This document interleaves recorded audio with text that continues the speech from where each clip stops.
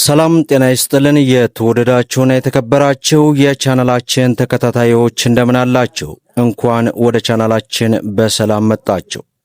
በዛሬው ፕሮግራማችን ላይ እንግዲህ መግቢያ ላይ እንዳያችሁት ከርዕሱ ማለት ነው የሀገራችንን የመኪና ገበያ በተለይ በቅርቡ ይለውጠዋል የተባለውን በኢትዮጵያ ለመጀመሪያ ጊዜ እንግዲህ በጭነት ተሽከርካሪው ዘርፍ በኤሌክትሪክ የሚሰራ ተሽከርካሪ በዛሬው ዕለት ለገበያ መተዋወቁን በተመለከተ ነው እንግዲህ ሙሉ ዝርዝር መረጃ ወደ እናንተ ይዤላችሁ የቀረብኩት። ከዚህ ጋር ተያይዞ ያለውን ሙሉ ዝርዝር ወደ እናንተ እናደርሳለን። በተጨማሪም ደግሞ በትልቁ ቻናላችን ማለትም ከ71,000 በላይ ተከታይ ባለው በጥሌ ቲዩብ የመኪናው ቻናል ላይ ብዙዎቻችሁ የምትጠይቁትን በዚህ ቪዲዮ ወደ እናንተ ይዤላችሁ ቀርቤያለሁ። ይኸውም እንግዲህ ብዙዎቻችሁ ያገለገለ መኪና ስትገዙ በተለይ ሞተር ላይ ከቅርብ ጊዜ ወዲህ የሚጨመር ኬሚካል በመኖሩ ምክንያት ምንም አይነት ትንፋሽ ሳይኖረው መኪናውን ከገዛችሁት በኋላ ግን ከቀናቶች በኋላ ብዙዎቻችሁ ትንፋሽ እየሰጠና ሞተር እንደሚፈልግ እያወቃችሁ እጅግ ከፍተኛ የሆነ እንግዲህ ቁጭት የሚፈጥርባችሁ አለ። ከዚህ ጋር ተያይዞ በዛሬው ዕለት እጅግ በጣም ወሳኝ የተባለውን ይህንን እንኳን ኬሚካል ቢያደርጉት ምን አይታችሁ ማወቅ እንደምትችሉ በዚህ ቪዲዮ አደርሳችኋለሁ። ሁላችሁም ቪዲዮን ላይክ እያደረጋችሁን ደግሞ ይህ አዲስ ቻናል ነው ሰብስክራይብ በማድረግ እስከ መጨረሻው ድረስ እንድትከታተሉ እየጋበዝኩኝ በቀጥታ ወደ መረጃው ላምራ። በቅድሚያም እንግዲህ የምንመለከተው የሀገራችን ኢትዮጵያን የመኪና ገበያውን ይቀይራል የተባለው አዲሱ የኤሌክትሪክ የጭነት መኪና እንግዲህ በኢትዮጵያ ለመጀመሪያ ጊዜ ለገበያ ተዋውቋል። እንግዲህ አናሃማ ትሬዲንግ የተሰኘው ዛሬ ቅዳሜ ጥር 16 ቀን 2018 በታደሰ አቀራረብ ነዳጅ ቆጣቢ የኤሌክትሪክ የጭነት መኪኖችን በሚሊኒየም አዳራሽ በይፋ አስተዋውቋል። ኩባንያው በዓለም አቀፍ ደረጃ በኮንስትራክሽን ዘርፍ ሶስተኛ ደረጃ ላይ ከሚገኘው ኤክሲኤምጂ ብራንድ ጋር በመተባበር ከ5 ቶን እስከ 20 ቶን የሚመዝኑ የኤሌክትሪክ ቫንና የደረቅ ጭነት መኪኖችን ለገበያ አቅርበዋል። ሌላው እነዚህ ተሽከርካሪዎች እንግዲህ በሀገር ውስጥ በከፊል የሚገጣጠሙ ናቸው። የ5 ዓመት የባትሪ ዋስትናም ተካቶባቸዋል። ሌላው ብዙዎቻችሁ የምትፈልጉት ለገዢዎች እስከ 70% የሚደርስ የባንክ ብድርም መመቻቸቱ ተገልጿል።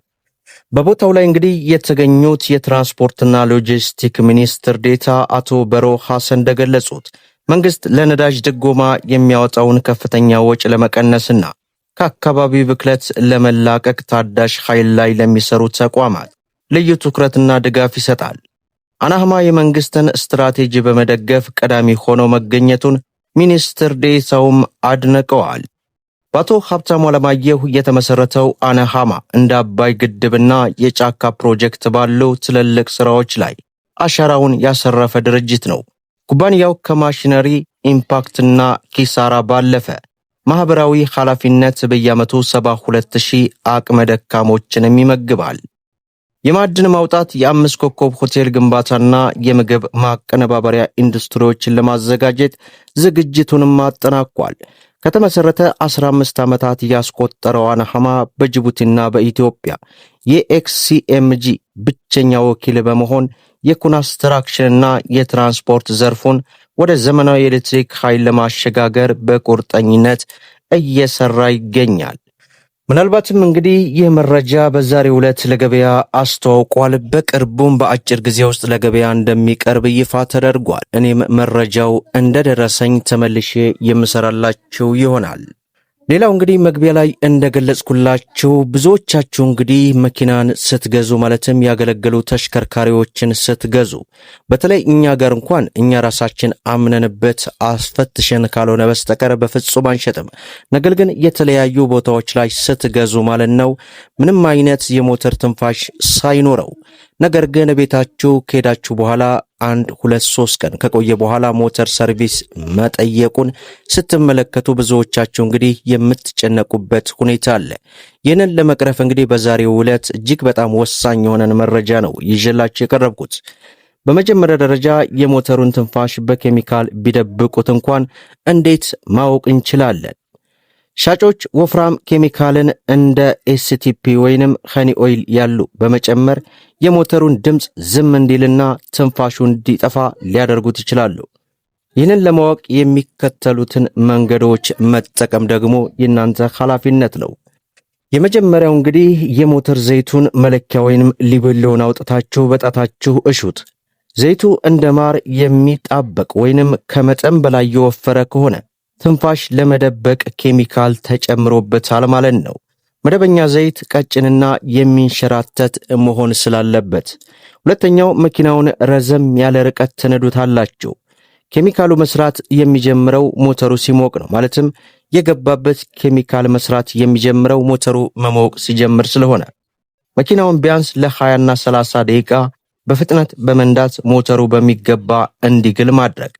ከዚያ ቆማችሁ የዘይት መክፈቻውን ሲሊንደሩን ከፍታችሁ እዩት።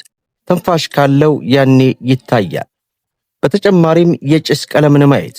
መኪናው ከቆመበት ነዳጅ ኃይል ሲረገጥ ከጭስ ማውጫው ሰማያዊ ጭስ የሚወጣ ከሆነ ሞተር ዘይት እየበላ መሆኑንና ትንፋሽ እንዳለው ግልጽ የሆነ ማሳያ ነው። እንዲሁም የሻማ ሁኔታውን መመልከት። አንዱን ሻማ አውልቆ ማየት። ሻማው ጫፍ ላይ የዘይት ነጠብጣብ ወይንም ጥቁር ቅባት ካለ ሞተሩ ደካማ መሆን አለበት ማለት ነው። በዚህ ሁኔታ ሞተር ዘይቱ ላይ እንኳን ቢጨመር እናንተ በግማሽ እንኳን ማወቅ የምትችሉት ነው። እንዲሁም ደግሞ ሌሎች ማለትም የቻንሲና የቦዲ ሁኔታ። መኪናው በተለየ ብርሃን ሲታይ የቀለም ልዩነት ካለው ተጋጅቶ የታደሰ ሊሆን ይችላል። ከመኪናው ስር በመግባት በጨው ወይንም በውሃ የተበላ መሆኑን ማረጋገጥም አለባቸው።